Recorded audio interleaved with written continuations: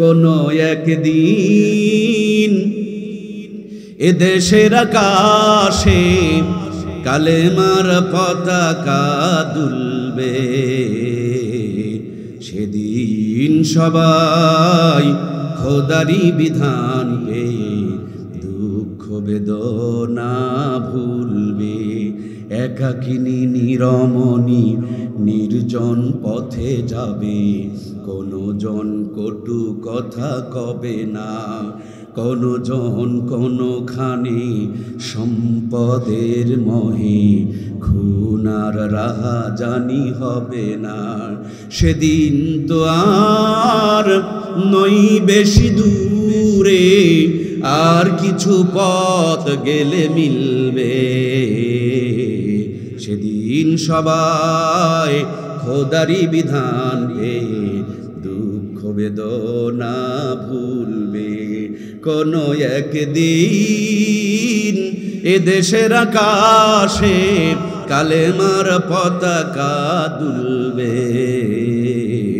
সেদিন সবাই খোদারি বিধান পেয়ে দুঃখ বেদনা ভুলবে। জোরে বলুন মারহাবা। আজ পর্যন্ত রক্তের দাগ শুকায় নাই, এখনো পর্যন্ত আহতরা হাসপাতালের বেডে শুয়ে শুয়ে আহাজারি করছে, এখনো পর্যন্ত অসংখ্য ভাইদের বুকের মধ্যে গুলিগুলো ঢুকে আছে। এই রক্তের দাগ শুকাতে না শুকাতে যারা আল্লামা আহমদ শফিকে বলেছিল তিতল হুজুর, যারা শাপলা চত্বরে ব্রাশফায়ার করে হাজার হাজার আলেমদেরকে যখন তারা নির্বিচারে শহীদ করে দিয়েছিল, সেই সময় যারা ফেসবুকে স্ট্যাটাস দিয়েছিল শাপলা চত্বর জঞ্জাল মুক্ত হয়েছে, ওই জঞ্জালের ষড়যন্ত্র করে আবার তারা উপদেষ্টার চেয়ার পর্যন্ত গিয়েছিল। এই জাতিকে সজাগ থাকতে হবে, স্বৈরাচার পালিয়ে গিয়েছে, তার দোষরেরা এখনো পর্যন্ত ষড়যন্ত্র করছে, ঠিক কিনা? আমাদেরকে দেশে এবং দেশের ভিতরের নানান ষড়যন্ত্রের মোকাবিলা করতে হবে, আল্লাহর কোরআনকে বুকে নিয়ে সজাগ থাকতে হবে প্রিয় ভাইয়েরা, নইলে বাংলার জমিন আবার নতুন করে রক্তে রঞ্জিত হয়ে যাবে। সম্মানিত প্রিয় ভাইয়েরা আমার, আমি আওয়ামী লীগের বিরুদ্ধে বলি না, আমি বিএনপির বিরুদ্ধে বলতে চাই না। আমার বাংলার জমিন আজকে স্বাধীন হলো 53 থেকে 54 বছর। এই স্বাধীনতার পর বঙ্গবন্ধু জীবন দিলেন, জিয়াউর রহমান জীবন দিলেন, এরশাদ চাচা জীবন দিলেন। এক দল দিয়ে রাজনীতি করলাম, হয় নাই। 4 দলের ঐক্যজোট করেছিলাম, 4 দল দিয়ে হয় নাই, 14 দলের মহাজোট তৈরি করেছিলেন। এত কথা নয় বন্ধু, সকলেই কিন্তু দেশের মানুষকে শান্তি দিতে চায়। শুধু দেশের মানুষ নয় রে দাদা, সেই জামানায় আজ থেকে 1500 বছর পূর্বে নবীর মতন একজন দামি মানুষ 40 বছর পর্যন্ত মেহনত করেছেন, কিন্তু রেজাল্ট পয়দা করতে পারে নাই। রহমাতুল্লিল আলামিন 40 বছর মেহনত করে যখন পেরেশান হয়ে গিয়েছেন, 40 বছর মেহনত করার পর রহমাতুল্লাহ আলামিন যখন দিশাহারা হয়ে গিয়েছেন, সফলতার টার্গেট পর্যন্ত বুঝতে পারে নাই, জাবালে নূরে হেরা গুহার ভিতরে নবীজি আমার বসা। তিনি রিসার্চ করছেন, পরিকল্পনা করছেন, ফিকির করছেন, থিসিস করছেন, গবেষণা করছেন কি করে দুনিয়ার মানুষকে একটা শান্তির পথ দেখানো যায়। আমার নবী মুহাম্মদুর রাসূলুল্লাহ, আর নবীজির কাছে আল্লাহ তাআলা দান করলেন কিতাবুল্লাহ, মুহাম্মদুর রাসূলুল্লাহর কিতাবুল্লাহ। মক্কার জমিনে কালো পাথরের পাহাড়ে যখন লেগে গেল, আল্লাহর কোরআনের ছোঁয়া লাগার কারণে ওই কালো পাথরের পাহাড় মুহূর্তের মধ্যে আলোর পাহাড় জাবালে নূর হয়ে গেল। নবীজি 40 বছর পারেন নাই, যেমনি কোরআন আসতে শুরু করেছে, মক্কার জমিনের পরিবর্তন হতে শুরু করে দিয়েছে। ওমর নামক একজন ব্যক্তি আমার নবীর গর্দান কাটার জন্য ছুটে চলে যায়। পথি মধ্যে কোরআনের তেলাওয়াত তার কানের মধ্যে ভেসে আসলো। মানুষজন তারে বলল, তুমি মুহাম্মদের কাল্লা কাটতে যাও, অথচ তোমার ভগ্নিপতি এবং বোন তারা তো কোরআনুল কারীমের তেলাওয়াত করে, তারা তো কোরআন পড়ে। তিনি সামনের পথকে বন্ধ করে দিয়া ভগ্নিপতির বাড়িতে রওনা হলেন। দরজার কিনারে গিয়া কোরআনের তেলাওয়াত শুনতে পেলেন। দরজায় আঘাত করে দরজা ভেঙে দেখে ভগ্নিপতি আর বোন কোরআনুল কারীম তেলাওয়াত করতেছেন। মারতে শুরু করে দিলেন। রক্তগুলো দিয়ে আল্লাহর কোরআন রঞ্জিত হয়ে গেল। কোরআনুল কারীমকে বুকের থেকে ছিনিয়ে নিতে চাইলেন। তারা জীবন দিতে প্রস্তুত, কিন্তু আল্লাহর কোরআনকে দিতে প্রস্তুত নয়। তিনি তখন বললেন, কি পড়েছিলে? আর একটু পড়ো তো দেখি, আর একটু শুনি তো দেখি। আল্লাহর কোরআনের তেলাওয়াত শুনে কাট্টা কাফেরের দিলটা গলে গেল। তিনি নবীর কাল্লা কাটতে গিয়া নিজের কুফরির কাল্লা কর্তন করে ইসলামের সৈনিক হয়ে গেল। মরার পরে জান্নাতে যাবে, মরার আগে আল্লাহ তাআলা জান্নাতের সার্টিফিকেট পাঠিয়ে দিয়েছে। যাচ্ছিলেন জাহান্নামে, কোরআনের ছোঁয়া লাগার কারণে হয়ে গেল জান্নাতের সৈনিক। মরার আগেই আল্লাহ জান্নাতের সার্টিফিকেট পাঠিয়ে দিয়েছেন। সুবহানাল্লাহ বলেন। প্রিয় ভাইয়েরা আমার, এই কোরআনুল কারীম এমন একটা ম্যাগনেট, এমন একটা চুম্বক, এমন একটা পরশ পাথর, এটা যেখানে যেমনি যেভাবে যার সাথে লেগেছে প্রত্যেকটা জিনিসের সম্মান বেড়ে গিয়েছে। একটু খেয়াল করে দেখুন, আল্লাহ তাআলা যুগে যুগে অসংখ্য নবী রাসূল পাঠিয়েছেন, প্রত্যেকের কাছে অসংখ্য মুজিজা দান করেছেন। নবীরা বিদায় নিয়ে চলে গিয়েছেন, তাদের মুজিজা তার সাথেই বিদায় নিয়ে চলে গিয়েছে। দাউদ আলাইহিস সালাম নামক আল্লাহ তাআলার জলিল কদর এক পয়গম্বর ছিলেন। এত মজা করে তেলাওয়াত করতেন, তার তেলাওয়াত শুনলে আকাশের উড়ন্ত পাখি জমিনে পড়ে যেত, গাছের লতা পাতাগুলো ঝরে ঝরে জমিনে পড়ে যেত, সাগরের মাছগুলো পর্যন্ত জ্ঞান হারায়া পানির উপরে ভেসে উঠত। আল্লাহর পয়গম্বর হযরতে দাউদ যখন চলে গেলেন, তার সুললিত সুন্দর কণ্ঠ সাথে করে নিয়েই তিনি চলে গেলেন।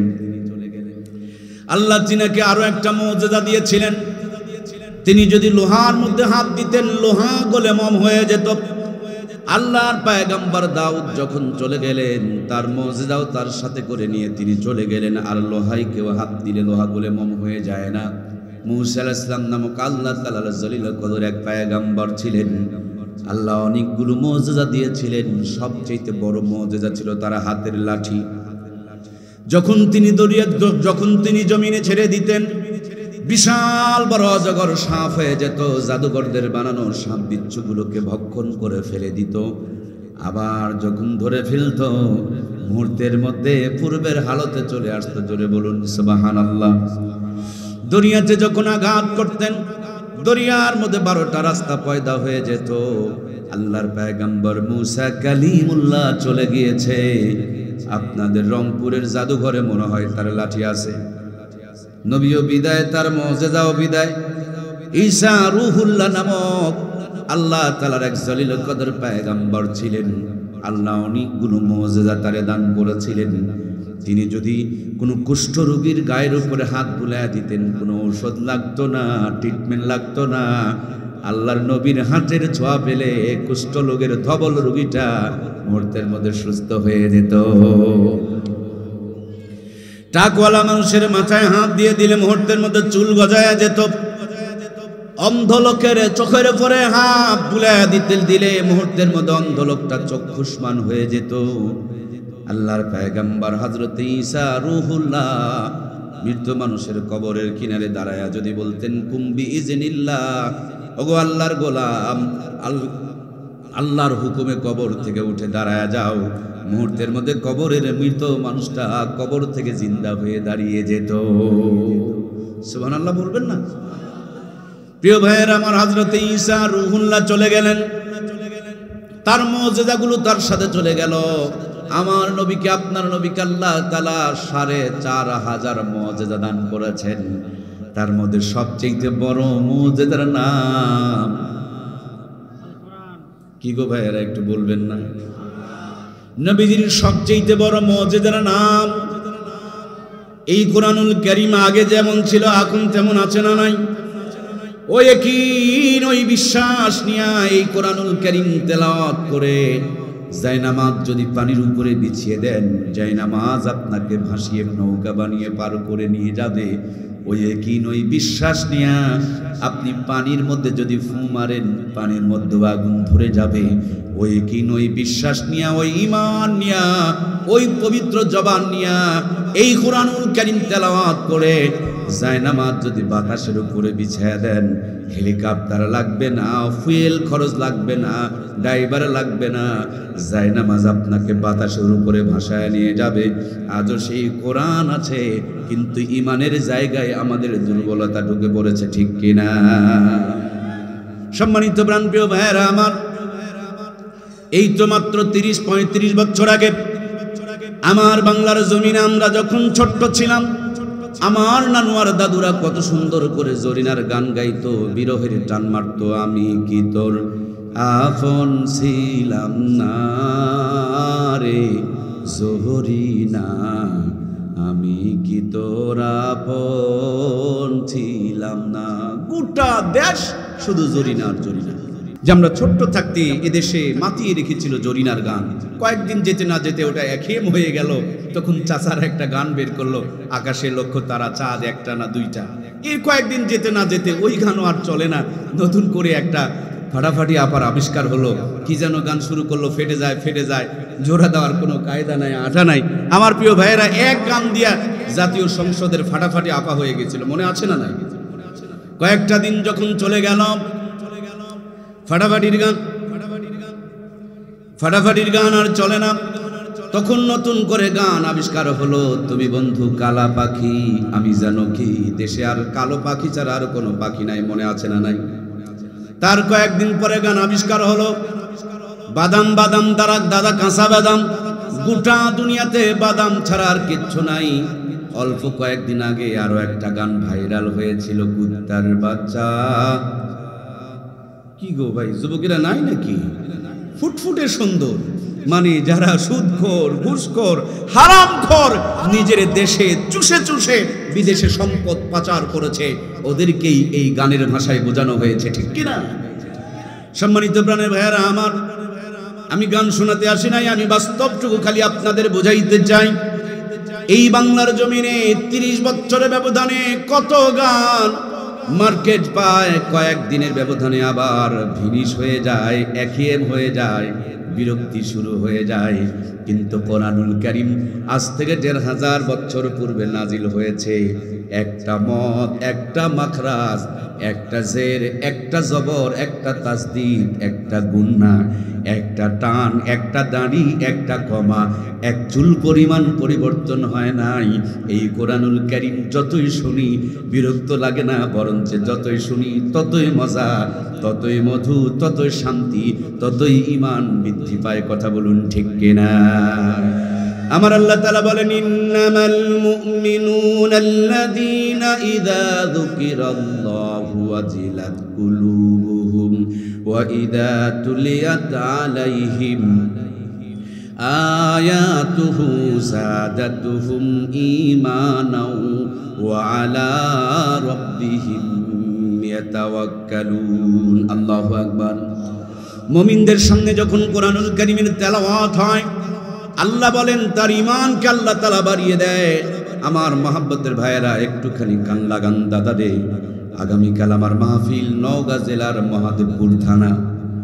আমি ওই নওগাঁ জেলার মহাদেবপুর যেতে হলে কম করে হলেও 50টা রাস্তার মোড় সামনে আসবে।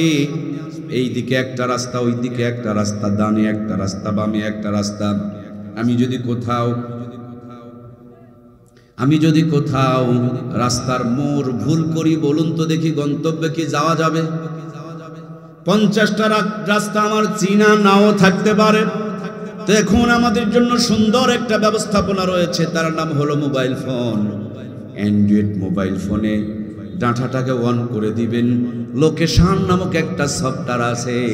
ওখানে আপনি বদরগঞ্জ থেকে মহাদেবপুর লিখবেন, এইটা আপনাকে রাস্তা দেখাবে।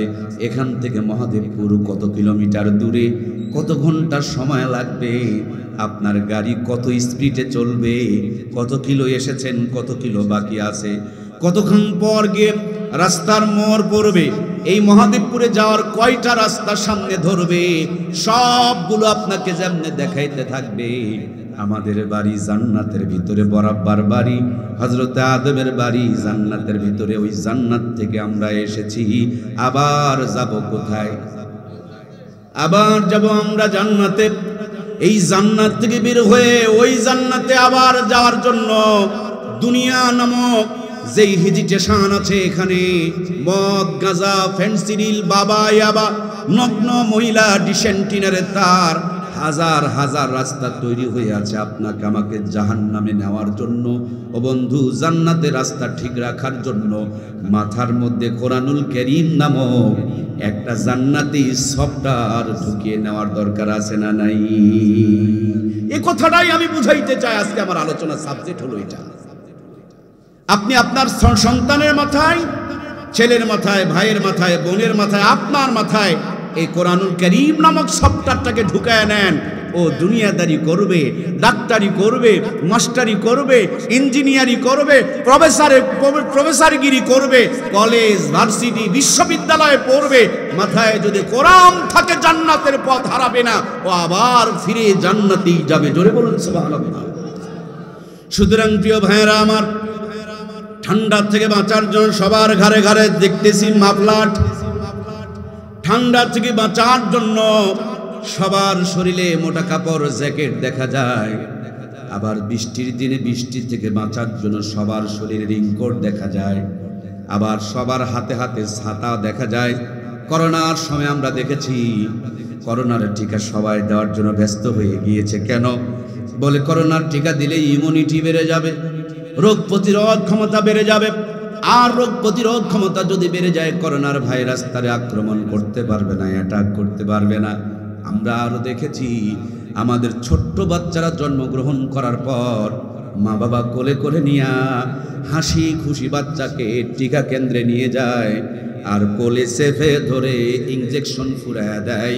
ওই ইনজেকশনের ব্যথায় জ্বর হয়, তারপর সন্তানকে টিকা দেওয়ায় আছে না নাই? কেন আপনি আপনার সন্তানকে টিকা দেওয়ালেন? এই জন্য টিকা দিলেন। 6টা টিকা দিলে মৃত্যুর আগ পর্যন্ত 6টা রোগ আর আপনার সন্তানকে অ্যাটাক করবে না। করোনার টিকা দিলে করোনার ভাইরাস আর আপনার সন্তানকে ধরতে পারবে না। শীতের পোশাক পরলে ঠান্ডা লাগবে না, নিউমোনিয়া হবে না। রিনকট পরলে বৃষ্টি গায়ের উপরে পড়বে, বাহিরেই সিল্কে চলে যাবে, ভিতরে ঢুকতে পারবে না।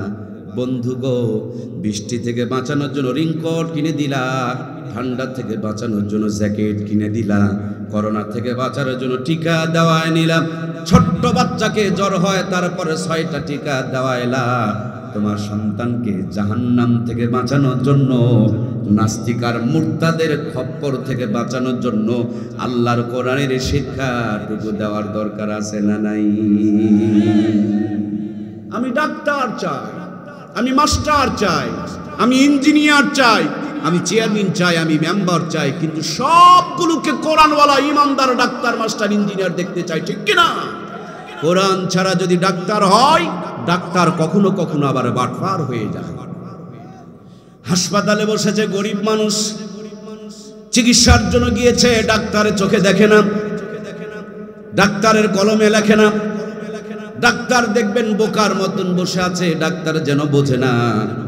ডাক্তারের পাশে কিছু চামচা থাকে, ছোট্ট করে কাগজে লেখা দেয়, বৈকাল বেলা অমুক প্রাইভেট সেন্টারে, প্রাইভেট ক্লিনিকে আসলে 500 টাকা ভিজিট দিলে যেই ডাক্তার কথা বলে না, ওই ডাক্তার এখন আব্বা আব্বা বলে ডাকে। কথা বলুন ঠিক কিনা?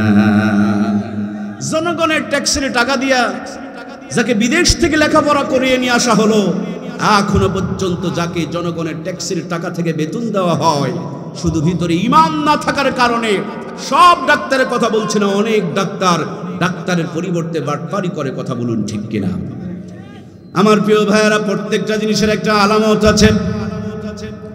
যে সমস্ত মায়েদের বয়স 40 বছর হয়ে গিয়েছে, ওরা কিন্তু লাকড়ি ঢুকায়া দিয়া ভাত তুলে আর টিপে দেখে না, ভাতের শব্দ দেখে বুঝে ফেলে দেয় ভাত হয়ে গেছে। কথা বলুন ঠিক কিনা? তুমি 40 বছর পর্যন্ত ডাক্তারি করো, একজন গরিব মানুষ গায়ে জ্বর নিয়ে এসেছে, চিনে ফেলে দিয়েছে, নাপা খেলে ভালো হয়ে যাবে, তারপরও 13টা পরীক্ষা দেয়, জানি নাপা বড়ি দিলে ভালো হয়ে যাবে, তারপরে 15টা ঔষধ লিখে দেয়।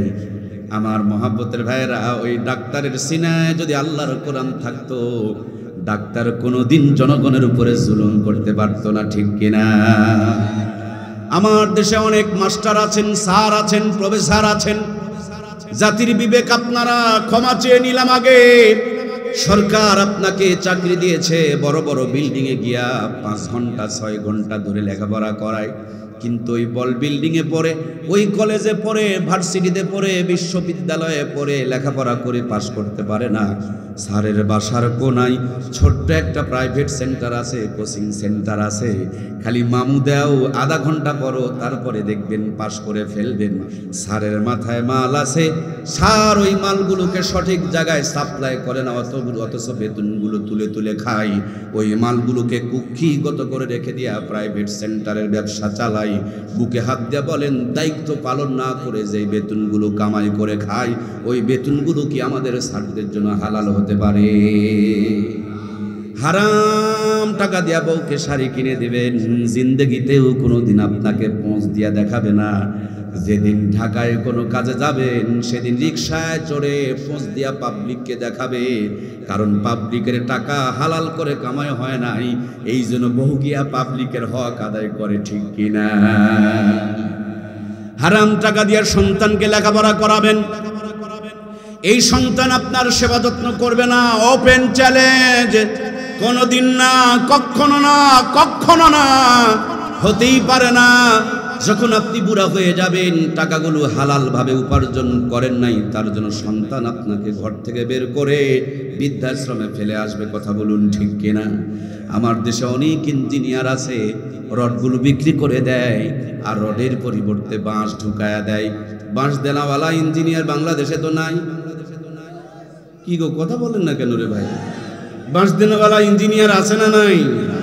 ইঞ্জিনিয়ারের মাথায় যদি কোরআনের সত্তার থাকতো, ওই ইঞ্জিনিয়ার কোনোদিন রড বিক্রি করে জাতির আর বাঁশ দিতে পারতো? আমরা ইঞ্জিনিয়ার চাই, ইঞ্জিনিয়ারের পরিবর্তে চোরের দরকার। সুতরাং ইঞ্জিনিয়ার যেন চোর না হয়, তার জন্য ইঞ্জিনিয়ারগুলোকে ইমানদার বানানোর দরকার আছে না নাই? মাস্টার যেন চিটার না হয়, এই জন্য মাস্টারগুলোকে কোরআনওয়ালা বানানোর দরকার আছে না নাই? ডাক্তার যেন বাটপার না হয়, বাটপারগুলোকেও ইমানদার বানানোর দরকার আছে না নাই? আমার ভাইয়েরা, যেই মাটির উপরে বসে আছেন, এই মাটি যদি পানিতে ফেলে দেন গলে যাবে, এই মাটি রাস্তায় দিলে ধুলা হবে, কিন্তু সুন্দর করে মাটিটাকে খামিরা বানায়া ইটের একটা ফার্মায় ঢুকায়া রোদের মধ্যে কয়েকটা দিন শুকায়া ইটের ভাটায় দিয়া লিমিটেড টেম্পারেচার মেনটেন করবেন। আগে ছিল মাটি, ইটের ভাটার থেকে বের করার পর হয়ে গেছে খাঁটি। আগে এই মাটির কোনো দাম ছিল না, এখন ইটের ভাটার থেকে বের হলেই 10 থেকে 12 টাকা, ঠিক কিনা? আগে এই মাটি পানিতে ফেলে দিলে গলে যায়, সেই মাটি যখন ইটের ভাটার থেকে বের করে আগুনে দিবেন, অথবা এই মাটি ইটের ভাটার থেকে বের করে যদি পানির মধ্যে দিয়ে দেন, বলুন তো পানিতে দিলে কি পানির মধ্যে আর গলে যায়? শুধু সিস্টেম মেনটেন করা হয়েছে। কলিজার টুকরা ভাইয়েরা, গরুর পেট থেকে জন্ম নিলে গরু হয়, ছাগলের পেট থেকে জন্ম নিলে ছাগল হয়, মগর মানুষের পেট থেকে জন্ম নিলে মানুষ হয়।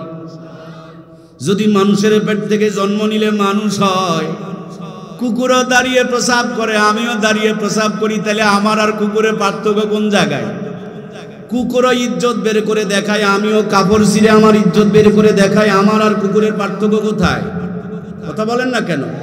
কুকুরও পায়খানা খায়, হারাম খায়, আমিও জনগণের হক মেরে খাই, হারাম খাই, তাহলে আমার আর কুকুরের পার্থক্য কোথাও? এই জন্য প্রিয় ভাইয়েরা, মানুষের পেটে জন্ম নিলে মানুষ হওয়া যায়, আর মানুষের পেট থেকে জন্ম নিলে, গরুর পেট থেকে জন্ম নিলে গরু হওয়া যায়, ছাগলের পেট থেকে জন্ম নিলে ছাগল হওয়া যায়। মানুষের পেট থেকে জন্ম নিলে শুধু মানুষ হওয়া যায় না, দেখতে মানুষ হওয়া যায়। গুণগত মানুষ হতে হলে ওই মানুষের সিনার মধ্যে কোরআনের সত্তারটুকু ঢুকানোর দরকার আছে না নাই? এজন্য প্রিয় বন্ধুরা আমার, আপনার সন্তানকে সব বানাবেন। যদি ডাক্তার না থাকে আমার চিকিৎসা করবে কে? যদি ইঞ্জিনিয়ার না থাকে আমার বিল্ডিং এর প্ল্যান করবে কে? যদি প্রফেসর না থাকে আমার সন্তানকে উচ্চ শিক্ষিত বানাবে কে? আমি ডাক্তার, মাস্টার, ইঞ্জিনিয়ারের বিপক্ষে নয়, আমি বলছি ওদেরকেও ইমানদার বানানোর দরকার আছে না নাই? এটাই মূল কথা। এটাই গোড়ার কথা, এটাই জেনুইন কথা। আজকে যা যদি একটাবার চোখ বন্ধ করে তাকায় দেখুন, বঙ্গভবন থেকে নিয়া, রাষ্ট্রপতি থেকে নিয়া, প্রধান উপদেষ্টা থেকে নিয়া, চৌকিদার পর্যন্ত প্রত্যেকটা জায়গায় যদি ঈমানওয়ালা বসে যায়, প্রত্যেকটা মানুষ যদি কোরআন সুন্নাহর আলোতে আলোকিত হয়, প্রত্যেকটা মানুষ যদি 100% হালাল খায়, বন্ধু মরার পর তো জান্নাতে যাবই যাব। মরার আগে এই জমিনটা যেন জান্নাতের নমুনা হয়ে যাবে, ঠিক কিনা? এজন্য প্রিয় ভাইয়েরা আমার, এই কোরআনের প্রথম বাণী, প্রথম কথা, পড়ো, জ্ঞান অর্জন করো। নবীজি বলেছেন, তলাবুল ইলমি ফারিদাতুন আলা কুল্লি মুসলিম। দ্বীনি ইলম তলব করা প্রত্যেকটা মুসলমানের জন্য ফরজ। আমি স্কুলের বিরুদ্ধে বলি না, কোনোদিন আমি স্কুল কলেজ বিশ্ববিদ্যালয়ের বিরুদ্ধে বলি না, কিন্তু আমি মাদ্রাসার পক্ষে একটু বলি। কারণ স্কুলে শুধু দিনে পড়ায়, মাদ্রাসায় দিনেও পড়ায়। কিরে ভাই, কথা কবেন না আপনারা?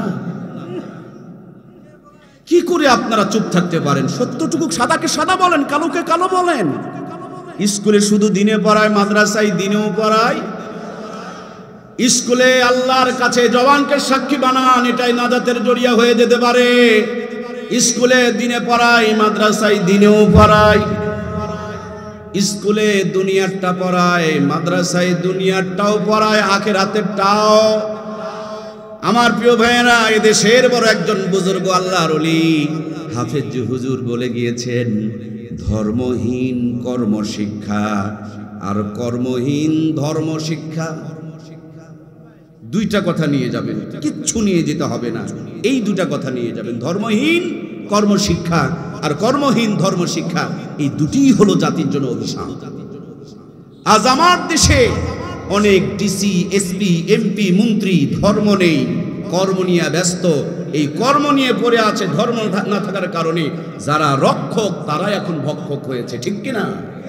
বাংলাদেশে 16 বছর ধরে সবচেয়ে যে সেক্টরটা বেশি দুর্নীতি করেছে সেটি হলো দুর্নীতি দমন কমিশন। ওরা দুর্নীতি দমন কমিশনের নাম দিয়ে ভিন্ন মতের প্রতি জুলুম, অত্যাচার, নির্যাতন করেছে, আর নিজের দলের লোকজনকে ভিতরে দিয়ে দেশের সমস্ত সম্পদগুলো বিদেশে পাচার করার সুযোগ করে দিয়েছে, ঠিক কিনা? সুতরাং মানুষের ভয় দিয়ে সমাজের পরিবর্তন আনা যাবে না। সমাজের পরিবর্তন আনতে হবে আল্লাহর ভয় কলিজায় ঢুকিয়ে। কথা বলুন, ঠিক কিনা? পুলিশের সামনে দেখেন, পিছনে দেখেন না, দিনে দেখেন, রাতে দেখেন না। পুলিশের চাইতে বড় র্যাব, র্যাবের চাইতে বড় কোবরা, কোবরার চাইতে বড় সীতা, সীতার চাইতে বড় দুর্নীতি দমন কমিশন। কিন্তু তলা হাতরা দেখেন, বাংলার জমিনে এর চাইতে বড় কোনো দুর্নীতিগ্রস্ত জায়গা নাই। সবচাইতে বড় দুর্নীতিগ্রস্ত জায়গায় হলো দুর্নীতি দমন কমিশন। এরা যদি সঠিকভাবে দুর্নীতি বন্ধ করত, আজকে আমার দেশটা তলাবিহীন ঝুড়ি হইতে পারত। আমার প্রিয় ভাইয়েরা, এই জন্য বলতে চাই, মুসলমান, নবীজি দুনিয়াতে এসেছেন, আল্লাহ কোরআন নাজিল করেছেন, প্রথম কথাই বলেছেন পড়ো, জ্ঞান অর্জন করো। বলছিলাম সফটওয়্যার যদি মাথায় থাকে জান্নাতের পথ হারাবে না। ও ডাক্তারি, মাস্টারি, ইঞ্জিনিয়ারি, এমপিগিরি, মন্ত্রীগিরি, রাষ্ট্রপতিগিরি করবে, কিন্তু জান্নাতের পথ ইহদিনা সিরাতাল মুস্তাকিমের উপরে ঠিক থাকবে, দুনিয়াও ঠিক থাকবে, আখিরাতও ঠিক থাকবে। আল্লাহ তাআলা কোরআনে বলে দিয়েছেন, রব্বানা আতিনা ফিদ দুনিয়া হাসানাতাও ওয়া ফিল আখিরাতি হাসানাতাও ওয়া কিনা আযাবান্নার। আল্লাহ বলেছেন, ও গোলাম, আমার কাছে দুনিয়া আখিরাতের উত্তমটা চাও। সুবহানাল্লাহ বলেন। আমরা একদল দুনিয়া নিয়ে ব্যস্ত, আখিরাতের কোনো খবর। আর এক দল এত আখিরাত নিয়ে ব্যস্ত, দুনিয়াতে মানুষের কাছে হাত পাতায়, আছে না নাই? সুতরাং হাত পাতবো কার কাছে? যেই শিক্ষা আপনাকে দুনিয়াতে হাত পাতা শিক্ষা দেয়, এটা কোনোদিন ইসলামের শিক্ষা হতে পারে না। ইসলামের মধ্যেই বলা আছে, দুনিয়ার সবচেয়ে নিম্ন কাজ হলো মানুষের কাছে হাত পাতা। উপরের হাতে উত্তম, নিচের হাতের কাছে। সুতরাং এমন শিক্ষায় শিক্ষিত বানাতে হবে যে আমার সন্তান ডিসিগিরি করবে, আবার জেলা মসজিদের খতিবের দায়িত্ব পালন করবে, এসপিগিরি করবে, আবার আমার সন্তান ইমামতের দায়িত্ব পালন করবে। কারণ দুনিয়া লাইন, দুনিয়া আখিরাত দুটাই লাগবে। আলো জ্বলতে হলে একটা লাইন দিয়ে জ্বলে। কিরে রংপুরের ভাইরা এক লাইন দিয়ে জ্বলে? তাহলে এক লাইন নিয়ে পাগল হইছেন কেন? কেউ খালি দুনিয়ার লাইন, কেউ খালি আখিরাতের লাইন। আল্লাহ কইছে লাগবে 2 লাইন। সুবহানাল্লাহ কয় না? এদেশের সবচেয়ে বড় সমস্যা হলো এক লাইন নিয়ে পাগল। অনেকেই ছেলেকে মাদ্রাসায় দিয়েছে, এমন নিয়ত করছে দুনিয়া লাগবে না। তুমি কি আল্লাহর চাইতে বেশি বোঝো নাকি? আবার অনেকেই এমন দুনিয়া নিয়ে ব্যস্ত, ওযু গোসলের ফরজটাও জানে না। যদি বলেন ওযুর ফরজ কয়টা, কখনো বলে 6টা, কখনো বলে 9টা। যদি বলে জিজ্ঞেস করে গোসলের নিয়তটা কি, মাঝে মাঝে বলে নাওয়াইতুন গোসলা, সাবান দিয়া গোসলা। যদি বলেন গোসলের ফরজ 3টা বলো তো দেখি, বলে নুঙ্গি, গামছা আর সাবান।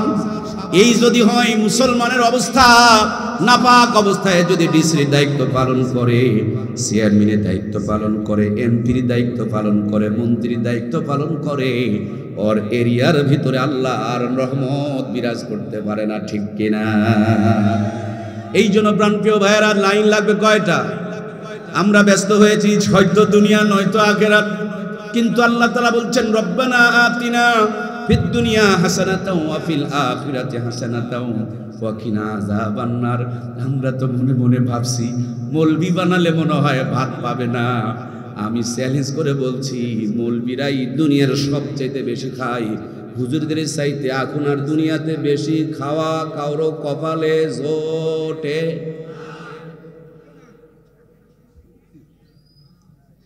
একমত না দ্বিমত?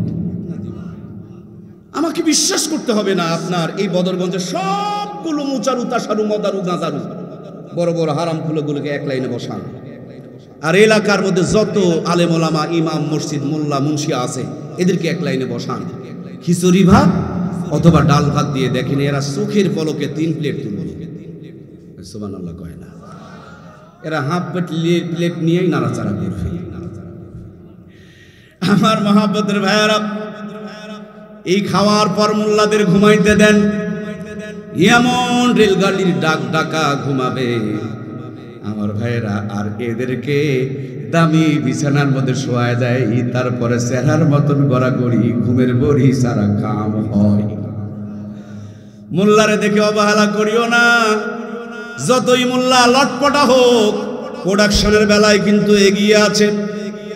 বাড়িতে গিয়া দেখেন 1 ঘন্টা আব্বা আব্বা বলে ডাকে, আর আমাদের কাছে খবর আছে তাবিজ চাই, পানি পড়া চাই। 12 বছর বিয়ে হয়ে গিয়েছে, আব্বা ডাক কপালে জোটে নাই, ঠিক কিনা? মোল্লারা সব জায়গায় জিতে গিয়েছে। এদের সময় হলে বিয়ে করে নেয়, আগে ভাগে ছেলে নিয়ে নেয়, ছেলেকেও বিয়ে দিয়ে দেয়, নাতি নাতির নাতনির সাথে আনন্দ করে নেয়। আর এই বেবু পড়তে পড়তে তার বয়স এখন 35 বছর। 5 বছর লেখাপড়ার পিছনে ঘরে কত হইল কয় না? 40। এবার আরো 5 বছর কামাই রোজগার করে বিল্ডিং করে এখন কত? 40 বছরের ভিতরে যৌবন কুরবানি হয়ে গিয়েছে, এখন 5 বছর মাইনাসে আছে। এই মুহূর্তে এখন বউ খুঁজে বেড়াচ্ছে, বউ খুঁজবে, তাও আবার টাটকা বিয়ে করবে, অল্প বয়সের বিয়ে করবে। হাজী সাহেবের বেটিকে দেখতে গিয়েছে, হাজী সাহেবের বেটিরে পছন্দ হয়েছে, কিন্তু বেটির জামাই পছন্দ হয় নাই। এবার আল্লাহর বান্দা জামাই দেখতে গিয়া দেখে কি সুন্দর বিল্ডিং, জামাই দেখতে গিয়া দেখে এমন চাকরি, বেতন 60,000 উপরে, কামায় 90। আরে উপরে ভাই, যেটা জিবরাইল দেয়া যায়। আরে কথা বুঝি না, বুঝেন না? উপরে কামাই আসে যেটা টেবিলের নিচ দিয়া, নাম রাখছে উপরা। এখন 3 বার হজ করে কপালে কালো দাগ, নিজের মেয়েকে হারাম ঘরের কাছে দিয়ে দেয়। এরকম হাজি আছে না নাই? হাজি সাহেব এই চিটারি আল্লাহ বোঝে না, কথা কই না? বুঝে বুঝে আমার দেশে কত যে হাজি আছে গো।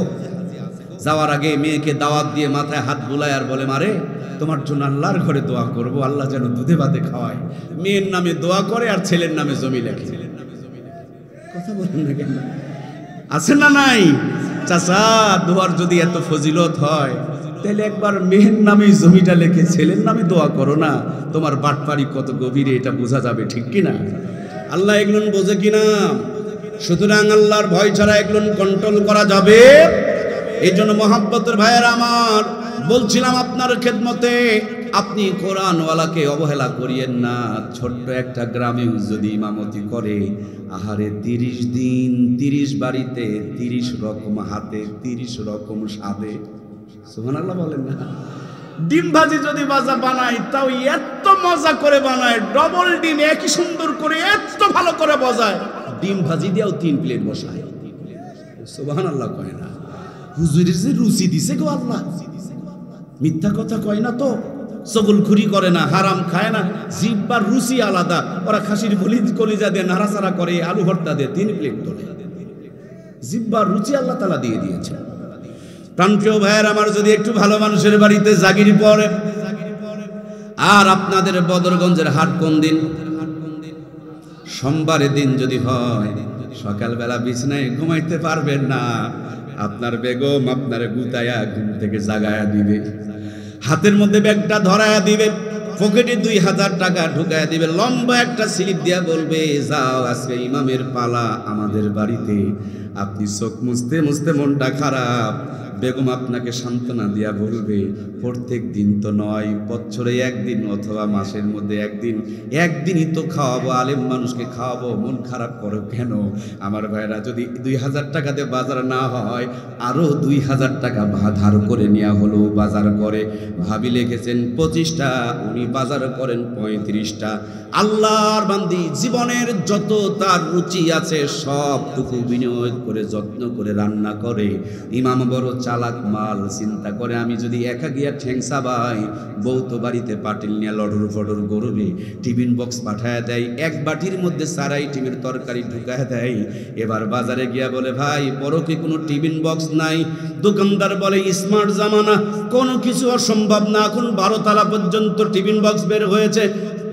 ইমাম সাহেব বলেন, আমার মুসল্লিরা বড় ভালো, আমাকে অনেক মহব্বত করে, আমার জন্য 12 তলায় বরাদ্দ করতে পারেন। উনি একটা 12 তলার বিশাল বড় টিফিন বক্স কিনে নিয়ে এসেছেন, কিন্তু ভাবি সাহেবা তো 14 আইটেমের তরকারি রান্না করে অপেক্ষায় রয়েছেন। 12 তলা 12 আইটেম দিয়া ভর্তি, এখনো পর্যন্ত 2 আইটেম বাকি। প্লাস্টিকের বাটিতে করে যত্ন করে সাজায় দেয়। ভাইয়ের আমার, বাজারেও যাওয়া লাগে না, টাকাও খরচ করা লাগে না, রান্নাও করা লাগে না। এই আল্লাহর কোরআনের সঙ্গে যারা আছে, এখনো দুনিয়ার মধ্যে তারা রাজকীয় খাবার খায়। কথা বলুন ঠিক কিনা? আপনার বদরগঞ্জের কেন্দ্রীয় জামে মসজিদের সম্মানিত খতিব সাহেব যখন কোনো রিকশায় চড়ে যায়, রিকশাওয়ালা টাকা নেয় না, উল্টা হাতে চুমু দিয়া বলে, হুজুর, মাথায় হাত তুলে দিয়ে বলে, হুজুর একটু দোয়া করবেন, ছেলে মেয়েগুলোকে যেন দিনের পথে রাখতে পারি। টাকা নেয় না, দোয়া নেয়। পান খেয়েছেন, পানালাও, পানের টাকা নেয় না, পান আর একটা বেঁধে দেয়। চার দোকানে গিয়েছেন, চাওয়ালা চা খাওয়ায়, সাথে আবার পকেটে 100 টাকা ঢুকাইয়া দেয়। কাপড়ের দোকানদার গাঁট খুলে প্রথম গাঁটটা বিসমিল্লাহ বলে প্রথম কাপড়টা গিয়ে ওই ইমাম সাহেবের জন্য পাঠায়া দেয়। এটা হলো আপনাদের বদরগঞ্জের ঘটনা। বাংলার জমিনে মামুনুল হক নামক একটা মানুষ আছে, যার ইজ্জতকে কেড়ে নেওয়ার জন্য অনেক ষড়যন্ত্র হয়েছে। ওই মামুনুল হক যদি আপনাদের বদরগঞ্জে আসে, যতগুলো ভাইয়েরা আমার আছেন, আপনাদের হোটেলে যদি যায় টাকা তো নিবেন। কি গো, কথা বলে না? রংপুরওয়ালা টাকা নিবে, রিক্সাওয়ালা টাকা নিবে, পানওয়ালা টাকা নিবে, যদি চিনতে পারে টাকা নেবে। বরঞ্চ সৌভাগ্য মনে করবে, শুকরিয়া আদায় মনে করবে, আল্লাহ এই রংপুরের জমিনে মামুনুল হক এসেছে, তার কদম আবার আপনার আমার ঘরে পড়েছে, আমার দোকানে পড়েছে, আমার ব্যবসা প্রতিষ্ঠানে পড়েছে। নিজেকে সৌভাগ্যবান মনে করবে, খাওয়ায় দিবে, সাথে আবার 2 কেজি বেঁধেও পর্যন্ত দিবে। এই দুনিয়াতে রাষ্ট্রপতি যারা করেছে, প্রধানমন্ত্রী 16 বছর পর্যন্ত যারা বুলিয়া উড়িয়েছে, সময় মতন যদি ফালাইতে না পারত, কি যে হতো আল্লাহই ভালো জানে, আমরা জানি না, ঠিক কিনা? আর কোরআনওয়ালাদের মর্যাদা দিন যতই যায়, সম্মান মর্যাদা বাড়ে না কমে? এমন বাড়াবাড়ে, রাজশাহীর একজন শিক্ষককে দেখলাম ছাত্ররা মেরে মেরে পানিতে নামায় দিয়েছে। আর আমি আমার ওস্তাদকে দেখেছি, আহমদ শফি সাহেবকে দেখেছি। অনেক দিন মনে মনে ভেবেছি হুজুরের জুতাগুলো একটু সোজা করে দিব। হাইরে আমি 10 মিনিট আগে এসে তাকায় দেখি আর আল্লাহর বান্দা জুতাটা বগলের মধ্যে নিয়ে দাঁড়িয়ে আছে। খালি কোরআনওয়ালাদের দাম বাড়ে না, কোরআনওয়ালাদের পায়ের সাথে লেগেছে, তার জন্য তাদের জুতারও দাম বেড়ে যায়। কথা বলুন ঠিক কিনা? আজকে আমি এখানে আসার পর বাইরে ঢুকছিলাম, আমি দেখতেছি আমার জুতা ভিতরে। খেতে গিয়েছি, সেখানেও গিয়ে দেখতেছি জুতা আমি সোজা করে রাখছি, জুতা দেখতেছি আমি পরবো যেমনি তেমনি। কেন? আমি তো এক রাজমিস্ত্রির সন্তান, আমার সাথে আল্লাহর কোরআনের সম্পর্ক হয়েছে, তার জন্য আমি তো এক রাজমিস্ত্রির সন্তান। আল্লাহ এই ছোট্ট বয়সে 14 বার আল্লাহর ঘরে নিয়েছেন, শতাধিক বার উমরায় করিয়েছেন। আপনি বিমানের মালিক হতে পারেন, আমার সাথে মিলবে না, আপনাকে টাকা দিয়ে কিনা লাগবে। আমি কম করে হলেও 1000 বার বিমানে চলেছি, একটা টাকাও নিজের পকেট থেকে খরচ করতে হয় নাই। শুধু কোরআনের সাথে থাকার কারণে এই ইজ্জত, এই মর্যাদা, এই সম্মান আল্লাহ দিয়েছেন। সুতরাং এই কোরআনের কাছে যারা আসবে এরা কেউ ঠকবে না, এদের প্রত্যেকের মর্যাদাকে আল্লাহ বাড়িয়ে দিবে। সুবহানাল্লাহ বলেন। মহাব্বতের ভাইয়ার আমারে যদি বলেন আপনি এই কথাগুলো কোথা থেকে এত সুন্দর করে গুছিয়ে বলেন, আমি বলবো আমার কলিজার টুকরা দরদের উস্তাদ মুহতারাম আল্লামা আহমদ শফি সাহেব, তার কাছে আমি অর্জন করেছি, জ্ঞান অর্জন করেছি, তার কাছ থেকে সহবত নিয়েছি, সংযোগ নিয়েছি, তার কাছ থেকে এলমি সুধা পান করেছি। আপনি আমার উস্তাদকে যদি বলেন হযরত জি আপনি কোথায় পেয়েছেন, তিনি বলবেন দারুল উলুম দেওবন্দে পেয়েছি। দেওবন্দওয়ালাকে যদি বলেন আপনি কই পেয়েছেন, তারা বলবেন মদিনার বিশ্ববিদ্যালয়ে পেয়েছি। মদিনার বিশ্ববিদ্যালয়ওয়ালাকে যদি বলেন কোথায় পেয়েছেন, তারা বলবেন আবু বকর, ওমর অথবা উসমান আলী, তাদের কাছে কাউকে কাছে পেয়েছি। তাদেরকে যদি বলেন আপনি কই পেয়েছেন, বলে মুহাম্মদুর রাসূলুল্লাহ সাল্লাল্লাহু আলাইহি ওয়াসাল্লামের কাছে পেয়েছি। আমার নবীজিকে যদি বলেন নবী গো আপনি কোরআনুল কারীম কই পেয়েছেন, নবী আমার বলবে দুনিয়ার মানুষেরা শোনো, তোমরাই শুধু বাংলার মানুষকে শান্তি দিতে চাও নাই, আমি মুহাম্মদ গোটা দুনিয়ার মানুষকে শান্তি দিতে চেয়েছিলাম। 40 বছর মেহনত করেছিলাম, যখন কুলিয়ে উঠতে পারি নাই তখন হেরা গুহার মধ্যে বসে বসে ধ্যান করছিলাম। জিবরিলে আমিন আমার কাছে কোরআন দিয়ে গিয়েছে। জিবরিলকে যদি বলেন আপনি কই পেয়েছেন, তিনি বলবেন আরশ আজিম থেকে নিয়ে এসেছি। আরশ আজিমকে যদি বলেন কই পেয়েছেন, আরশ আজিম বলবেন রব্বুল ইজ্জাত ওয়াল জালাল ওয়াল কারাম আমার কাছে দান করেছে।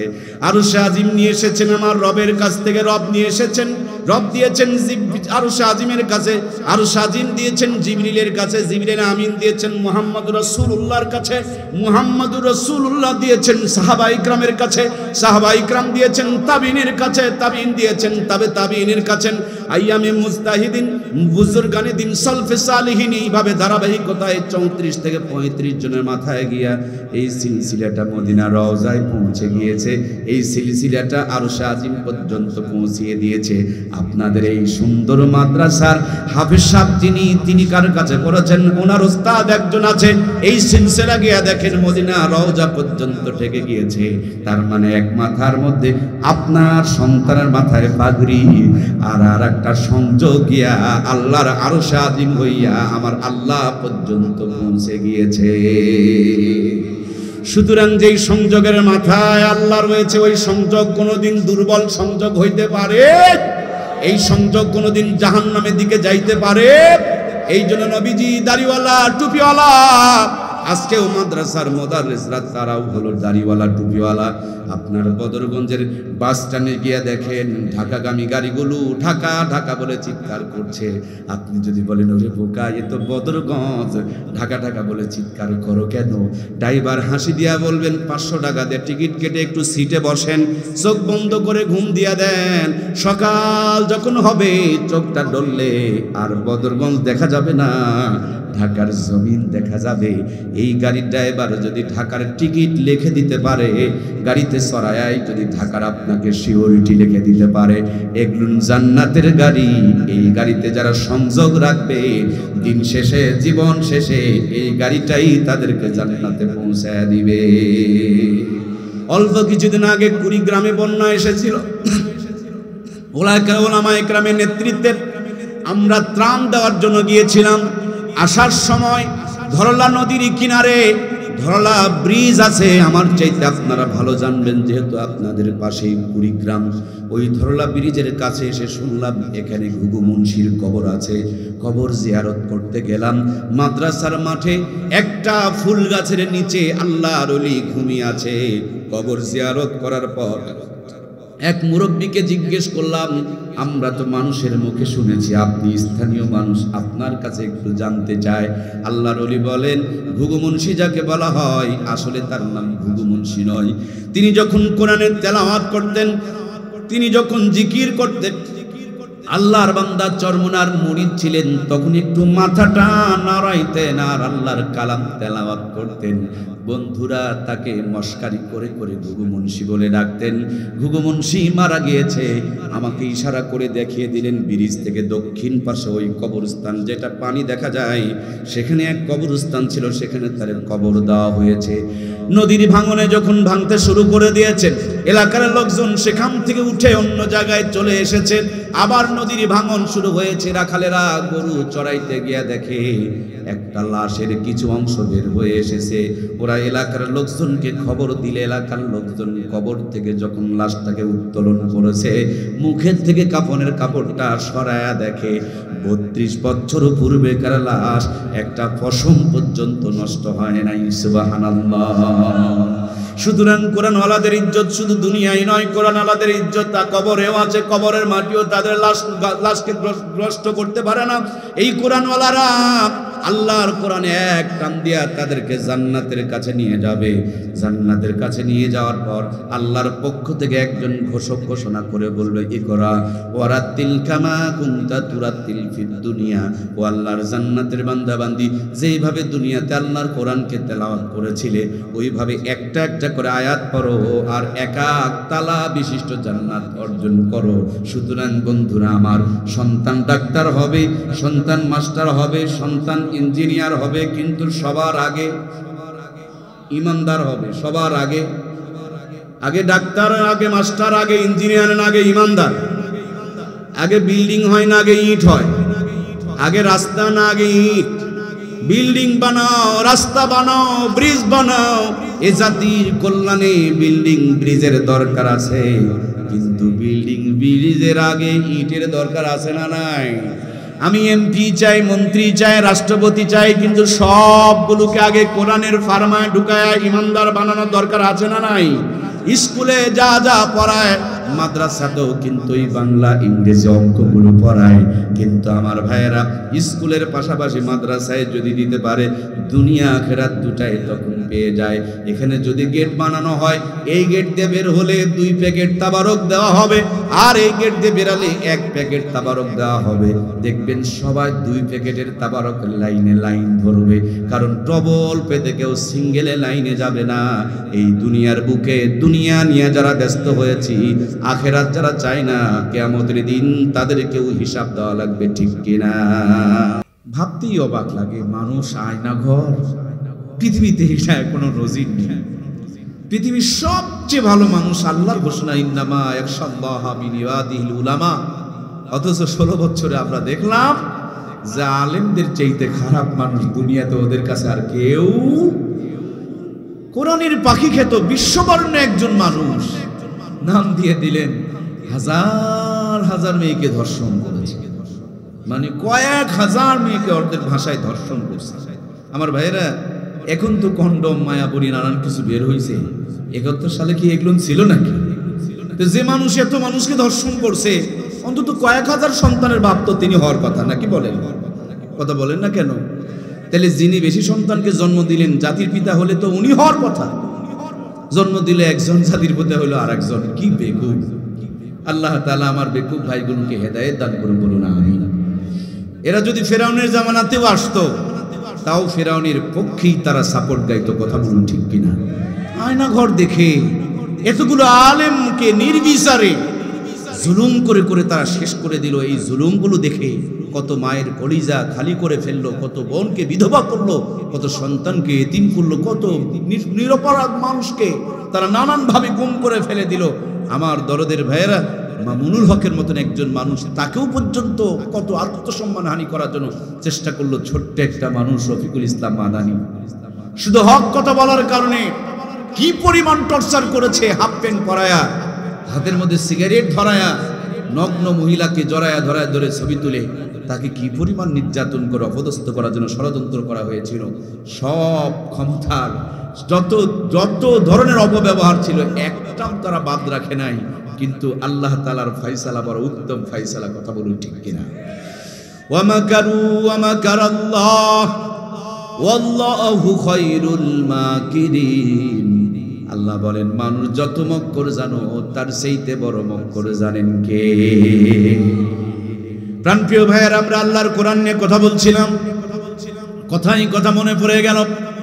মক্কার জমিনে একদিন দারুন নদুয়ার মধ্যে আবু জেহেল আইন পাশ করছেন, কোরআনের তেলাওয়াত করতে দেওয়া যাবে না, কোরআনের তেলাওয়াত শুনতে দেওয়া যাবে না, কোরআনের তেলাওয়াত যেখানে করবে সেখানে তোমরা হট্টগোল করবা, কোরআনের তেলাওয়াত যারা করবে তাদের উপরে নির্যাতন করবা। আমরা দেখেছি আল্লাহর জমিনে আল্লাহর কোরআনের কথা বলতে গেলে প্রশাসনের কাছে অনুমতি নিতে হয়। জমিন প্রশাসনের না আমার আল্লাহ। আল্লাহর জমিনে প্রশাসনের কাছে অনুমতি নিতে হয়। যাত্রা করবে, ন্যাংটা ড্যান্স করবে, তাতে কোনো অনুমতি নেওয়ার দরকার পড়ে? যত জুলুমবাজ তারা সিনা ফুলিয়ে ঘুরিয়ে বেড়ায় আর আলেমদের উপরে নানান নির্যাতন তারা চালিয়েছিল। আমার ভাইরা, এটা শুধু এখনকার জামানায়, তখনকার জামানত ছিল। আবু জেহেল বলল, কেউ কোরআন তেলাওয়াত করতে পারবে না, শুনতে পারবে না। কোরআন তেলাওয়াত যারা করবে তাদের মুখ চেপে ধরো, তাদের প্রতি জুলুম অত্যাচার নির্যাতন করো। এরা যখন দারুন নদুয়ার মধ্যে ষড়যন্ত্র করছে, আল্লাহ তাআলা জিবরিল আমিনকে পাঠিয়ে দিলেন, জিবরিল যাও আমার বন্ধুকে গিয়া বলো, বন্ধুর এমন কি সাহসী উম্মত আছে যে আবু জেহেলের ওই দারুন নদুয়ার ভিতরে গিয়া কোরআনের তেলাওয়াত করতে পারে। আমার ভাইয়ারা, ভয় আর কেউ সাহস পেল না। ছোট্ট একজন যুবক সাহাবী, নাম তার আব্দুল্লাহ ইবনে মাসউদ রাদিয়াল্লাহু তাআলা আনহু, তিনি নবীজির সামনে দাঁড়িয়ে গেলেন আর বললেন, নবী গো, আপনি যদি অনুমতি দেন আমি দারুন নদুয়ার মধ্যে গিয়া কোরআনের তেলাওয়াত করতে পারবো। নবী আমার বুকে জড়িয়ে নিলেন, ঠোঁটে গালে চুমু দিলেন, আর আব্দুল্লাহ ইবনে মাসউদের ঠোঁটের মধ্যে, কপালের মধ্যে চুমু দিলেন। আরে জলিল কদর সাহাবী, আল্লাহ কোরআনের মুফাসসির বানিয়ে দিয়েছিলেন, সুন্দর কারি বানিয়ে দিয়েছিলেন। নবী আমার অনেক দোয়া করে আব্দুল্লাহ ইবনে মাসউদকে সামনে এগিয়ে দিলেন আর বললেন, মাসউদ যাও, এর মধ্যেই হয়তো আল্লাহর কোনো কল্যাণ নিহিত আছে।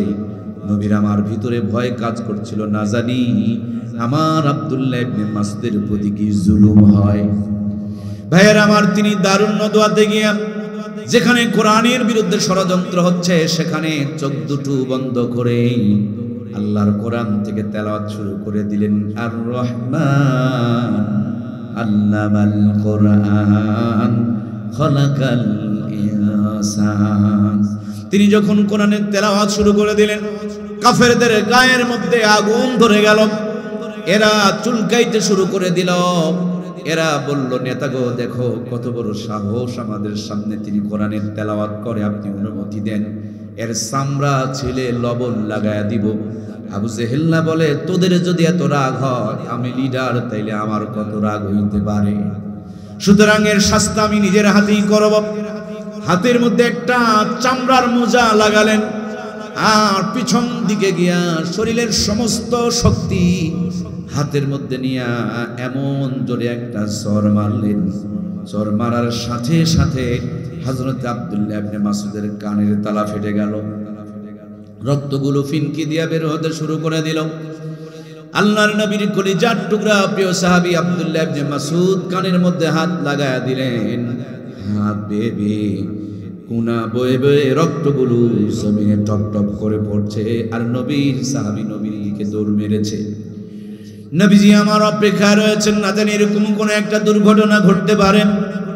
হযরত আব্দুল্লাহ ইবনে মাসউদকে রক্তওয়ালা জামা কাপড় সহকারে বুকে জড়িয়ে নিলেন। নবী আমার কাঁদে, আব্দুল্লাহ ইবনে মাসউদ রাদিয়াল্লাহু তাআলা আনহু তিনিও কাঁদে। এইদিকে আল্লাহ বলেন, জিবরিল রে, আমার দোস্তের সামনে গিয়া তুমি পাশে একটু দাঁড়ায়া মুস্কি মুস্কি হাসি দিয়ে আসো। বন্ধু যখন জিজ্ঞেস করবে তুমি হাসো কেন, হাসার কারণ কি, এতটুকুই শুধু বলবে এই হাসির কোনো উত্তর মক্কার জমিনে দেওয়া হবে না। যেদিন আপনি মক্কা থেকে বিদায় নিয়ে মদিনায় যাবেন, এই হাসির সাথে ওখানে আরেকটা সংযোগ আছে, সেই দিনই এইটার মিল করে দেওয়া হবে। সুবহানাল্লাহ। যেমনি আল্লাহর হুকুম তেমনি কাজ। হযরত জিবরাইল আমিন পাশে দাঁড়ায়া মুস্কি মুস্কি একটা হাসি দিয়েছেন। নবী আমার ডাকতে বলে, জিবরিল রে, আমি কাঁদি, আমার সাহাবী কাঁদে, তাদের রক্ত ঝরে, এই মুহূর্তে যে তুমি সামনে দাঁড়ায়া দাঁড়ায়া মুস্কি হাসি শুরু করে দিলা, ও জিবরিল তোমার কি একটু দুঃখ লাগে না? হযরতে জিবরিল বলে, নবী গো, এটা আমার আল্লাহর বিধান, আল্লাহর হুকুম, আল্লাহর অর্ডার। আজকে এর উত্তর আপনাকে এখানে দেওয়া হবে না। যেদিন হিজরত করে মদিনায় যাবেন, এই দিনের সাথে আর একটা দিনের মিল করে তার উত্তর দিয়ে দেওয়া হবে। সুবহানাল্লাহ বলে। মদিনাতে নবীজি আমার চলে গেলেন, একটু আরামে থাকবেন, মক্কার কাফিররা সহ্য করতে পারল না। বদরের প্রান্তরে ঘুমসান লড়াই শুরু হয়ে গেল। পৃথিবীর মানচিত্রে আমার ভাইরা, আমার অনেকবার নিয়েছেন হজ উমরায়, যখন যাবেন বন্ধু একটু বদরের প্রান্তরে যাবেন, সেখানে অনেক স্মৃতি রয়েছে। যেই পাহাড়ে ফেরেশতারা নাজিল হয়েছে, এই পাহাড়গুলোকে জাবালে মালাইকা বলা হয়, বালুর পাহাড়। আর যেই ময়দানে যুদ্ধ হয়েছিল বদরের, বিশাল বিস্তীর্ণ খেজুরের বাগানওয়ালা একটা ময়দান, আর যেখানে নবীজি আমার তাবু টেঙেছিলেন, ওই জায়গাটা একটা মসজিদ আছে। এই মসজিদের নাম হচ্ছে মসজিদে আরিশ। এই মসজিদে আরিশ প্রান্তরে নবী আমার তাবু টাঙলেন। যুদ্ধের ময়দানে একজন একজন করে সাহাবায়ে কেরামকে যখন নামিয়ে দিচ্ছেন, কাউরা হাতির দেওয়ার মতন কিছুই নাই। গাছের থেকে একটা খেজুরের ডাল পেরে পেরে সাহাবীদের হাতের মধ্যে দিয়ে দিয়েছে। বদরের প্রান্তরের এমন ইতিহাস পাওয়া যায়, এক সাহাবী তরবারি উত্তোলন করেছে, এক কাফেরের গলায় চালিয়ে দিবে, তার আগেই দেখে তার কাল্লাটা দ্বিখণ্ডিত হয়ে পড়ে আছে। সুবহানাল্লাহ বলেন। এই সেই বদরের প্রান্তর, যেখানে আবু জাহেলের সামনে সুরাকা বিন মালিকের সুরত ধারণ করে শয়তান লাফালাফি করতেছে। সুরাকা বলছে, আবু জাহেল চিন্তা করো না, আমি একা এই কাপুরুষদেরকে দেখে ছাড়বো, তোমাকে লাগবে না। হঠাৎ দেখে সুরাকা বিন মালিক পিছনে রাস্তা দিয়া বাতাস ছাড়তে ছাড়তে পালায়া যাচ্ছে। জিজ্ঞেস করা হলো, সুরাকা পালাও কেন? সুরাকা বলে, আমি যা দেখি তুমি তা দেখো না। শয়তানের সুরত ধারণ করে এসেছে, ফেরেশতা অবতরণ হওয়া দেখে পালাইতে শুরু করে দিয়েছে। ওই ফেরেশতা আজ পর্যন্ত দুনিয়ার বুকে আছে। পৃথিবীর পরাশক্তি আমার ভাইরা ইসরায়েল আমেরিকা এতদিন পর্যন্ত নিরহ ফিলিস্তিনের উপরে জুলুম করছে। এটা মুসলমানদের শুধু ক্ষমতা নয়, এদের পিছনে আল্লাহর ফেরেশতার মাধ্যমে আল্লাহর গায়বী নসরত আছে, ঠিক কিনা? 24-এর যে মহান স্বাধীনতা ওরা ব্রাসফায়ার করেছে, এরা বুক পেতে দিয়েছে আমার ভাইরা, তারপরও বামপন্থীরা পালিয়ে গিয়েছে। এখানেও ওই বদরের প্রান্তরের যে ফেরেশতা, এদের মাধ্যমেও মুসলমানদের সাহায্য করেছেন কে? যেদিন কোরআনের পাখিগুলোকে তারা মেরে ফেলছিল, মানুষ নফল রোজা রেখে তাহাজ্জুদ করে কান্নাকাটি করত, আর ওই বামপন্থীরা মিষ্টি বিতরণ করত আর আনন্দ করত, আর বলতো তোমাদের দোয়া কই গেল, তোমাদের রোজা কই গেল, তোমাদের সিজদা কই গেল? ভাইরা আমার, আল্লাহ ধরে না, ধরে না, ধরে না। যখন ধরে তখন আর ছাড়ে না। আল্লাহ ছাড় দেয় কিন্তু ছেড়ে দেয় না, ঠিক কিনা? ছাড় দিয়েছেন 16 বছর, কিন্তু ছেড়ে দেওয়া হয়নি, ঠিক কিনা? মহাব্বতের প্রিয় ভাইরা আমার, আল্লাহ যখন ধরা ধরলেন, সবগুলো ভাবতেই বড় অবাক লাগে। মামা বাড়িতে চলে গেল। আমার বন্ধুরা, এখান থেকে আরো যারা আমরা জুলুম করি, আমাদের জন্য শিক্ষা, আমরাও যদি জুলুম করি, অত বড় 16 বছরের প্রতিষ্ঠিত জালেমের যদি পতন হয়, আমাদেরও পতন আছে, কথা বলুন ঠিক কিনা? এই জন্য জুলুম করবো না কারো প্রতি। প্রাণপ্রিয় ভাইয়েরা আমার, বদরের প্রান্তরে ঘুমসান লড়াই চলছে। আবু জেহেল তাকিয়ে দেখে আমাদের নির্ঘাত পতন বিরাজ করছে। হযরত আবু বকর বলেন, সেদিন আমার নবীর গায়ে একটা সাদা চাদর ছিল। আমাদেরকে ময়দানে নামায়া দিয়া আল্লাহর হাবিব নামাজের সিজদায় এত কান্না শুরু করেছেন, আমি আমার নবীকে এত কান্না করতে কোনোদিন দেখি নাই। নবীর চোখের পানি দেখে আমি বুঝে ফেলেছি বদরের ময়দানে আমার আল্লাহ বিজয় দান করে দিবে। এজন্য ভাই, শুধু মেহনত করে নয়, মেহনতের সাথে আল্লাহর ইবাদত করে আল্লাহর কুদরতি কদমে সেজদা দিয়ে চোখের পানি দিয়ে বিজয় নিতে হবে। কথা বলুন ঠিক কিনা? প্রাণপ্রিয় ভাইয়েরা আমার, আবু জেহেল তাকিয়ে দেখেন নির্ঘাত আমাদের পরাজয়। এমন মুহূর্তে ছোট্ট দুইজন বাচ্চা মুআজ আর মুআব্বেস যখন শুনেছিল আবু জেহেল নবীর প্রতি বহুত অত্যাচার করেছে, দুই ভাই হাতে হাত দিয়ে ওয়াদা করেছিল আমার নবীর প্রতি যে জুলুম করেছে ওই জুলুমের বদলা না নেওয়া পর্যন্ত আবু জেহেলকে আমরা ছাড়ব না। ভাইয়ের আমার, আল্লাহ তাআলা তাদের দোয়া কবুল করে নিয়েছেন। বদরের প্রান্তরে যোদ্ধা নির্বাচন করার জন্য নবীজি লাঠি টেঙে দিলেন। লাঠির মাপ দিয়া যোদ্ধা নেওয়া হচ্ছে। বড় ভাইকে কোনো মতন লাঠির মাপে পাওয়া গিয়েছে, মুআজকে যোদ্ধা হিসাবে নেওয়া হয়েছে, কিন্তু মুআব্বিসকে নেওয়া হয় নাই। মুআব্বিস ডাকতে বলে, ভাই রে, তুমি জান্নাতে চলে যাবে, তোমার ভাইকে ছেড়ে যাবে, তা হতে পারে না। আমি যে কোনো ওয়াইতে নবীর সঙ্গে নিজে কোনোভাবেই হোক আমিও আমার নিজের হুকুমটা, নিজের অনুমোদনটা নিতে চাই, তুমি আমাকে একটু সুযোগ দিবে। নবীর সামনে দাঁড়ায়া বলে, নবী যাই, আমার ভাই একটু লম্বা, তাই আপনি তারে নিয়েছেন আর আমাকে বাদ দিয়ে দিয়েছেন। আপনি জানেন কি গো নবী, আমার ভাই আমার চাইতে দুর্বল, আমি আমার ভাইয়ের চাইতে অনেক সবল, আমার ভাই কোনোদিন আমার সাথে পারে না। নবী গো, আপনি যদি বিশ্বাস না করেন আমাদের দুই ভাইয়ের মধ্যে কুস্তি লাগায়া দেখেন, আমার ভাই আমার সাথে পারবে না। নবীজি আমার খুশি হয়ে গেলেন। আল্লাহর দ্বীনের বিজয়ের জন্য জীবনের মায়া ত্যাগ করে নবীর জুলুমের প্রতিশোধ নেওয়ার জন্য কিভাবে তারা প্রতিযোগিতা করছিলেন। দুই ভাই যখন কুস্তিতে লেগে গেলেন, ছোট ভাই মোচড় দিলেই বড় ভাই জমিনে পড়ে গেল। বড় ভাইয়ের বুকের উপরে চেপে বসলো। নবী আমার মুস্কি হাসি দিয়া দুইজনকে যুদ্ধের জন্য অনুমতি দিয়ে দিল। সুবহানাল্লাহ বলেন। যুদ্ধের ময়দানে আবু জেহেল সাদা একটা ঘোড়ার সাম্বু পরে চলে সামনে দাঁড়া নেতৃত্ব দেয়। এরা ছোট্ট মানুষ, কোনোদিন আবু জেহেলকে দেখে নাই। আমার প্রিয় ভাইয়েরা, নবীজির একজন জলিল কদর সাহাবী, নামটা আমার স্মরণে আসতেছে না, তার কাছে জিজ্ঞেস করলেন, চাচা গো, আব্দুর রহমান ইবনে আউফ, সম্ভবত তার কাছে জিজ্ঞেস করা হলো, চাচা গো আব্দুর রহমান ইবনে আউফের কাছে এই ছোট্ট দুই ভাই জিজ্ঞেস করলো, ও চাচা, আবু জেহেল কোনটা? তিনি বিরক্ত হয়ে দেখায়া দিলেন, দেখো এই যুদ্ধের ময়দানে নেতৃত্ব দেয় সাদা ঘোড়াওয়ালা ওইটা। দেখিয়ে দেওয়া মাত্র সিল পাখির মতন একটা দৌড় দিয়া আবু জেহেলের ডান পার মোড়ে আঘাত করলেন, মুহূর্তের মধ্যে জমিনে পড়ে গেল। আবু জেহেলের ছেলে ইকরামা পিছনে ছিল, হযরতে মুআজ্জের ডান হাতের মধ্যে আঘাত করলেন, ডান হাতটা কেটে গেল, একটু ঝুলেছিল। এই ঝোলা হাত নিয়ে যুদ্ধ করতে বড় কষ্ট হচ্ছিল।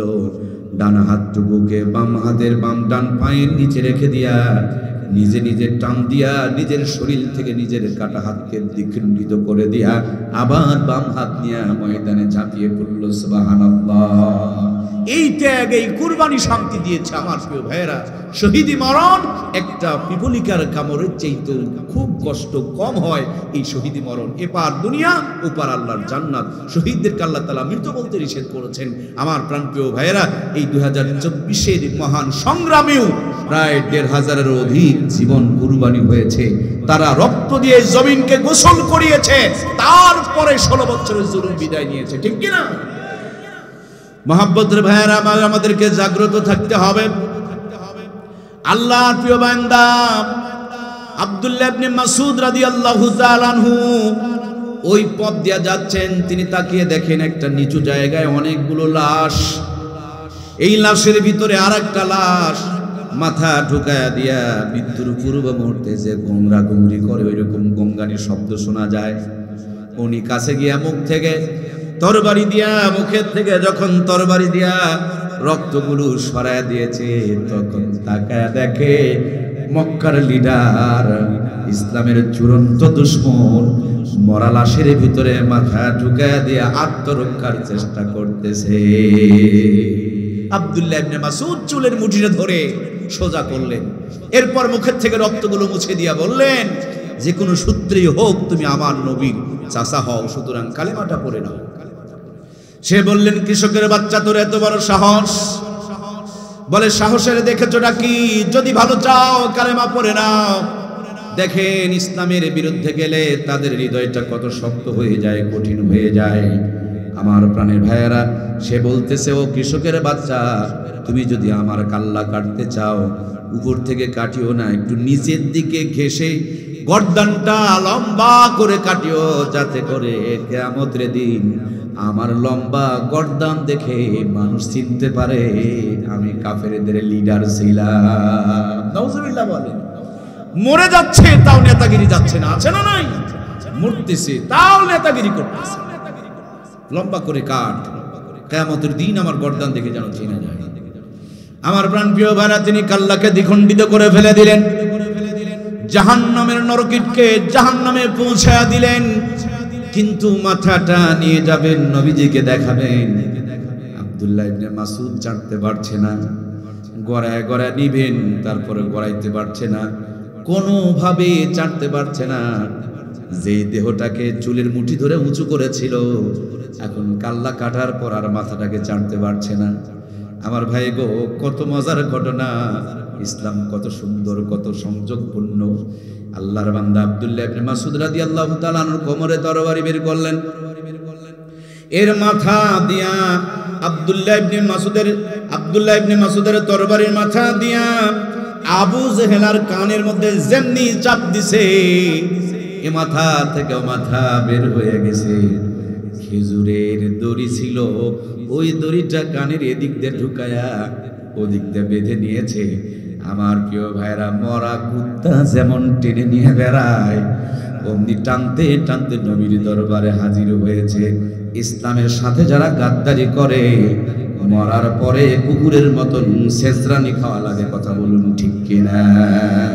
আমরা দেখছি, এটা ইসলামের সাক্ষী, এটা চূড়ান্ত বাস্তব। এটা ইসলামকে তারা মুছে দিয়েছিল, ইসলাম আছে, কিন্তু তারা ভুলে গেছেন নাকি? পালাবো না, ওমারে বুঝে নেই রে ফখরুল সাহেব, পালাবো না, আছে নাকি?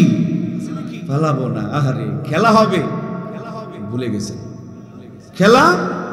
আরে খেলা তো হচ্ছে, তোমরা কই? ওয়াজ বুঝতেছে না?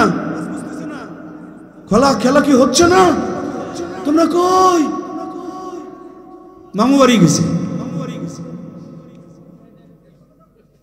মন খারাপ করলেন? খেলা ছিল, খেলা আছে, খেলা চলছিল, খেলা চলবে। খেলার খেলোয়াড় যারা জান্নাতের পথে, তারাই যাবে জান্নাতের পথে। কথা বলুন ঠিক কিনা? সুতরাং আমরা জান্নাতের পথের খেলোয়াড় হতে চাই, আল্লাহ আমাদেরকে কবুল করে নিক, বলুন আমিন।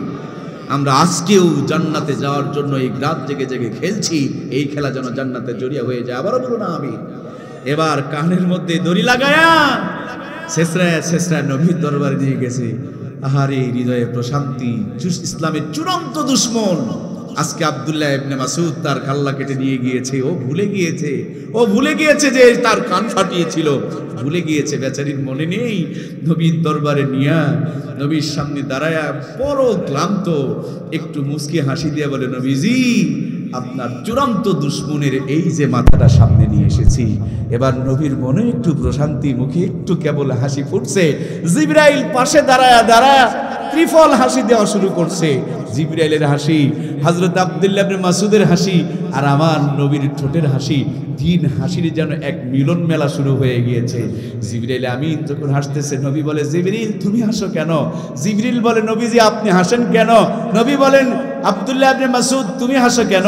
আল্লাহর পয়গম্বরের সামনে জিবরিল বলে, নবীজি গো, সেদিন যেদিন আব্দুল্লাহ ইবনে মাসউদের কান ফাটিয়েছিল, সেদিনই এই বেকুবের কান ছিদ্র করা বরাদ্দ হয়ে গিয়েছিল। সুবহানাল্লাহ বলবেন না? আরো জোরে বলেন সুবহানাল্লাহ। সেদিনই তাদের পতনের সূচনা সংগঠিত হয়েছিল, যেদিন নিরহ আলেমদের রক্ত এই জমিনে পড়েছিল। ঠিক কিনা? সুতরাং প্রিয় ভাইয়ের একটার সাথে আরেকটার সংযোগ থাকে। সেদিন কান ফাটিয়েছে, ওই দিনই তার কান ছিদ্র করা হবে বরাদ্দ হয়েছে। কিন্তু নবীজি জানতেন না, আব্দুল্লাহ ইবনে মাসউদ জানতেন না, জানতেন আমার আল্লাহ। সেজন্যই জিবরাইলকে পাঠায়া মুস্কি হাসির সূচনা দিয়ে গিয়েছিলেন, ঠিক কিনা? সুতরাং এই খেলা শেষ খেলা না, আরো একটা খেলা আছে, জান্নাত আর জাহান্নামের ফাইসালার খেলা। সেই খেলাতেও কোরআনওয়ালারা জিতবে, এই কথা বলুন, ঠিক কিনা? সুতরাং আমরা আল্লাহর কোরআনের পক্ষে থাকতে চাই কিনা? কারা কারা কোরআনের সুপারিশ নিয়ে কোরআনের পক্ষে থেকে জান্নাতে যেতে চায় আল্লাহর কোরআনের সাথে? দুইখানা হাত উত্তোলন করে দেখায় লিল্লাহে তাকবীর, লিল্লাহে তাকবীর। দুনিয়ার মুসলিম, আওয়ামী লীগ, বিএনপি, জামাত, জাতীয় পার্টি সব এক হও, কোরআনের পক্ষে যোগ দাও, আল্লাহ কবুল করো, বলুন আমিন। আমার ভাইয়েরা, মক্কার জমিনে একটা লিডার ছিল, সব ভালো লাগতো, দাড়ি, টুপি, নামাজ, রোজা, হজ, যাকাত। কিন্তু মোহাম্মদ মক্কার পরিচালনা করবেন, লিডারই করবেন, দায়িত্ব পালন করবে, এইটাকে মেনে নিতে পারতো না। নাম ছিল আব্দুল্লাহ ইবনে উবাই ইবনে সুলুল। নাম কি আপনাদের মনে আছে? সব মানতো, একটা মানতো না। আমার দেশে অনেক মানুষ আছে, নামাজ, রোজা, হজ, যাকাত সব চায়, কিন্তু ইসলামের নেতৃত্ব চাই এরা। ওইটা যদি ওই জামানার টাটকা মুনাফিক হয়, এটা কি এই জামানার টাটকা মুনাফিক নয়? কথা বলুন, হয় কি নয়? সুতরাং আমরা কি মুনাফিক হয়ে থাকতে চাই? সুতরাং যেই হাত দিয়া তসবিহ টিপবো, এই হাত দিয়া ইসলামের পক্ষেই সিল মারবো ইনশাআল্লাহ। যদি না মারতে পারি, মুনাফিকের খাতা থেকে নাম কাটা পড়বে। সুতরাং আমরা মুনাফিক মুক্ত জীবন করতে চাই, তওবা করে কোরআনের পক্ষের সংগ্রামী সৈনিক হতে চাই। আল্লাহ আমাদের কবুল করে নেক, বলুন আমিন। আমার মহব্বতের ভাইরা, দরদের ভাইরা, আল কোরআন হুজ্জাতুল্লাহ, আল কোরআন হলো হুজ্জাতুল্লাহ, দলিল। এটা আপনার আমার জন্য পক্ষে অথবা বিপক্ষে সুপারিশ করবে। দুনিয়াতে যদি কোরআনের পক্ষে থাকেন, আল্লাহ মানুষ বানিয়েছেন, মানুষ কেমনে দুনিয়াতে ভালো থাকবে সবচেয়ে ভালো জানেন কে? তিনি তার জন্য একটা সংবিধান পাঠিয়েছেন, বই পাঠাইছেন, কিতাব পাঠাইছেন, ক্যাটালগ পাঠাইছেন, এর নাম হলো কোরআন। কিন্তু আওয়ামী লীগ বলছেন আমার নিয়মে চলো, বিএনপি বলেন তার নিয়মে চলো, জাতীয় পার্টি বলে তাদের নিয়মে চলো, আল্লাহ বলেন আমি বানিয়েছি আমার নিয়মে চলো। এখন জনগণের নিয়ম নিয়ে পারাপারি, আল্লাহর নিয়মের কাছে আমরা নাই, ঠিক কিনা? এই জন্য প্রাণপ্রিয় ভাইয়েরা আমার, আল্লাহর কোরআনকে জীবনে মরণে দুনিয়া আখিরাতে সব জায়গায় চাই। এই কোরআনকে যদি সংবিধান মেনে নিতে পারি, আমাদের জীবনে আর কোনো পেরেশানি থাকতে পারে? সমাধান চাও যদি জীবনে মরণে, ফিরে যাও খুঁজে নাও, চোখ রাখো কোরআনে, তবেই পাবে সুখ শান্তির ঠিকানা। যদি মেনে নাও তুমি মনে প্রাণে, সমাধান সমাধান চাও যদি জীবনে মরণে, ফিরে যাও খুঁজে নাও, চোখ রাখো কোরআনে, ফিরে যাও খুঁজে নাও, চোখ রাখো, বলুন না, ফিরে যাও খুঁজে নাও, চোখ রাখো কোরআনে, ফিরে যাও খুঁজে নাও, চোখ রাখো কোরআনে। জোরে বলুন মারহাবা।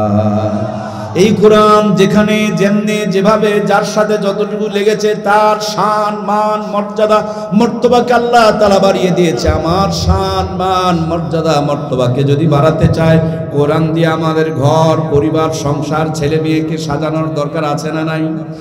মাথায় একটা জান্নাতি সফটওয়্যার কোরআন ঢুকায়া দাও।